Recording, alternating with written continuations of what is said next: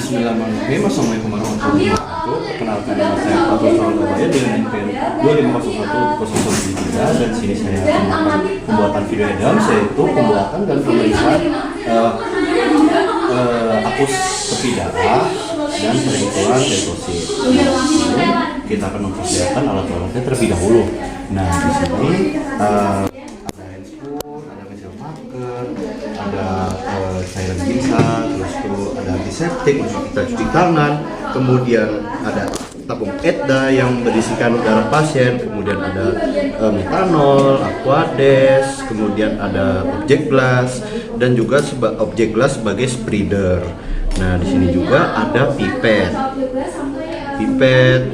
terus tuh ada feeding, terus tuh ada tisu kertas, handscoon. Nah, dan ini adalah untuk mempersiapkan melakukan pemeriksaan. Baik, sebelum kita melakukan pemeriksaan, kita akan cuci tangan 6 langkah WHO terlebih dahulu dengan antiseptik. Lalu di sini kan suntik MRC dan pada lapisan darah, lalu pemeriksaan atau objektif kita keringkan.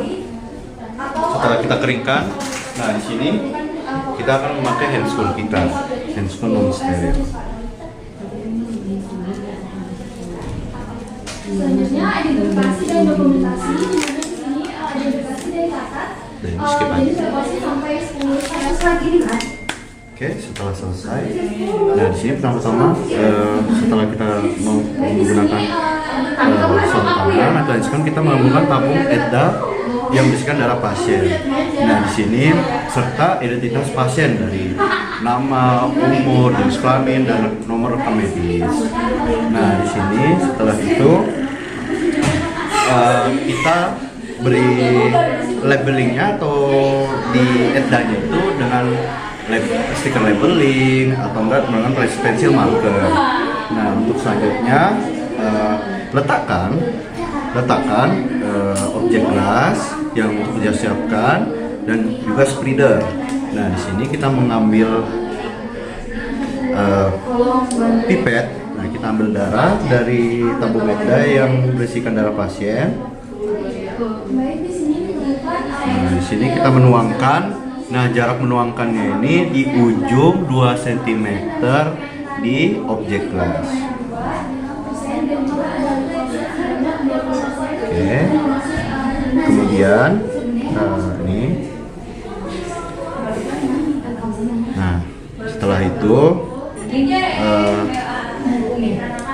kita mengambil spreader.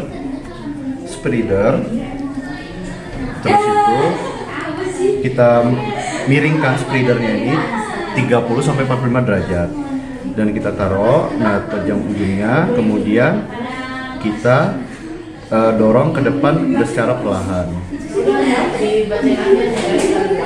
Oke. Baik.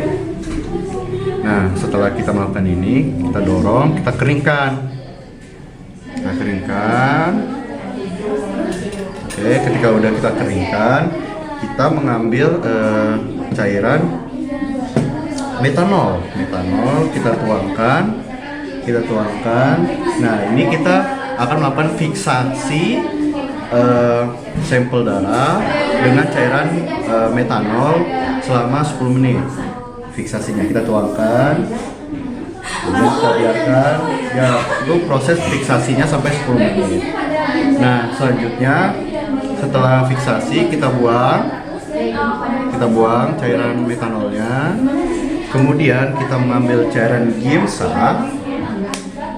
kemudian kita tuangkan. Baik, selanjutnya di sini saya akan memutar. Nah, di sini kita biarkan 20 sampai 30 menit. Nah, setelah itu kita buang cairan ginsanya. Nah, waktu kita bersihkan dengan aquades, cairan ginsanya ya, kita bersihkan sampai tidak ada cairan ginsanya. Nah, setelah itu kita keringkan di suhu ruangan, kemudian kita tempelkan stiker labeling ke slide kemudian kita mengidentifikasi nama. Nah, kita tulis terlebih dahulu di stikernya, di stiker labeling dengan nama, jenis kelamin, umur, dan nomor rekam medisnya. Kemudian kita tempelkan di sini. Nah, untuk selanjutnya kita melakukan evaluasi apakah sudah benar, dan juga kita melihat kualitas slide, apakah dia baik atau tidak, disebut juga indikatornya itu baik. Dan juga kita evaluasi, kita lihat dulu ya. Setelah kita evaluasi, kita ini dulu ya, kita taruh di piring sini. Kita biarkan, kita tutup dengan tabung. Terus tuh kita akan melakukan pembersihan alat yang sudah dipakai dengan cairan NaCl atau alkohol gitu. Nah baik, untuk pengambilan hapus darah sudah selesai. Kita akan melanjutkannya dengan mengamatinya di mikroskop. Baik, nah di sini kita melanjutkan setelah kita mengambilkan hapus darah. Dan di sini kita pastikan di sini ada preparat hapus darah, ada minyak imersi, kemudian ada sarung tangan, kemudian ada sabun antiseptik, dan juga mikroskop. Nah, sebelum kita melakukan pemeriksaan ini, kita harus cuci tangan terlebih dahulu, 6 langkah WHO, mempersiapkan alatnya. Nah, setelah itu kita menggunakan handphone kan, kita membuka sebelah kanan untuk operator di mikroskop.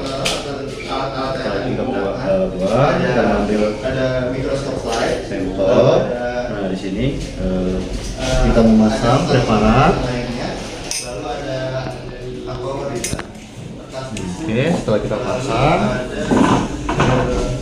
di sini. Nah, di sini kan kita menyalakan alatnya terlebih dahulu, kemudian, nah awalnya kan perbesar. Nah, kita tempatkan dulu preparatnya, kemudian di sini kan awalnya perbesaran 10. Nah, kemudian ketika belum kelihatan, kita menggunakan perbesaran 40. Kemudian kalau belum kelihatan, kita menggunakan perbesaran 100.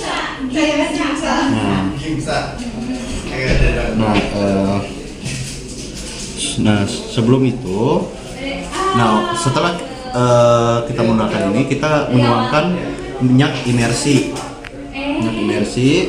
dan lalu menggunakan perbesaran 100. Nah, kemudian kita identifikasi, kita hitung leukosit yang kita temukan, misalnya ada basofil, eosinofil, neutrofil, dan lain-lain. Kita lihat. Nah, oke. Kemudian setelah kita observasi, kita akan mencatatnya di tabel penghitungan leukosit. Terus tuh kita hitung dan kita periksa gitu, apakah pasiennya ini ada keadaan yang tidak normal atau normal. Nah, kemudian kita ambil tablet. Di sini saya menggunakan tablet untuk mencatat leukosit yang saya temukan. Nah, kemudian saya catat terlebih dahulu. Pause saja dulu. Nah, setelah saya temukan di sini, saya dapatkan basofilnya itu tidak ada temukan atau 0%, untuk eosinofilnya itu 3%, dan juga band neutrofil atau neutrofil batangnya itu saya menemukan 6. Kemudian untuk segmented neutrofil saya menemukan 62, dan juga limfosit saya menemukan ada 28, dan saya menemukan di sini ada monocyte yaitu 1%. Nah, setelah kita mencatat, kita tuliskan di blood cell sheet. Nah, setelah kita catat, nah di situ kita hitung. Di sini kita hitung rumus WBC count-nya. Di sini saya temukan untuk WBC count-nya atau WBC-nya itu ada 6.500 mikroliter di leukosit saya temukan. Kemudian kita setelah kita menemukan ini dan kita jadikan persen gitu. Nah, di sini Untuk basofilnya itu normal, yaitu 0 sampai 1%. Kemudian eosinofilnya itu normal, itu 0 sampai 3%. Kemudian bennitrofilnya itu normal, itu 0 sampai 6%. 1 sampai 6%. Untuk segmented neutrofilnya itu normal, itu 62%, itu maksimal itu sampai 70%. Limfositnya itu normal, itu maksimal sampai 40. Dan nah, di sini saya menemukan ada kelainan. Di sini monositnya saya jumpakan 1, yaitu 1%. Jadi ada kelainan pasien, yaitu pasiennya ini bisa mengalami monositopenia, yaitu kekurangan monosit, yaitu monositnya di sini saya temukan 1, berarti 1%. Normalnya itu 2 sampai 8%. Baik. Nah, di sini saya bisa simpulkan pasiennya ini mengalami monositopenia. Nah, oke, untuk selanjutnya kita akan membersihkan, kita buang preparatnya. Nah, kita buang. Nah, terus itu kita buka handscoot kita. Oke, terus kita buangkan ke tong sampah. Nah, terus itu kita sudah selesai, kita cuci tangan 6 atau WO lagi, kemudian kita keringkan, kemudian kita evaluasi ulang dan juga kita melakukan pembersihan alat-alat. Nah, baik, sekian video dari Adams kali ini. Mohon maaf jika ada kesalahan. Saya tutup. Alhamdulillahirobbilalamin. Wassalamualaikum warahmatullahi wabarakatuh.